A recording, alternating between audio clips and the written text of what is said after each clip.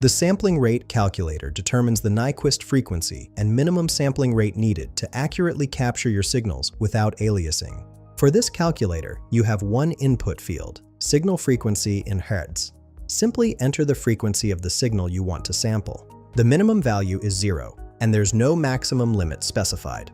Let's work through an example. Say we're analyzing a sensor output at 1000 Hz.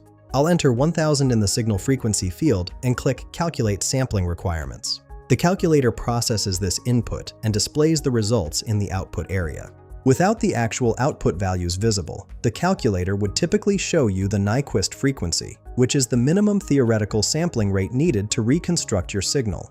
This is based on the Nyquist-Shannon sampling theorem, which states that you need to sample at least twice the highest frequency component in your signal. The results would also include recommended sampling rates with safety margins for practical applications, ensuring you capture all the information in your signal without distortion or loss. This tool helps you properly configure your data acquisition systems and digital signal processing equipment. Find the link in the description below.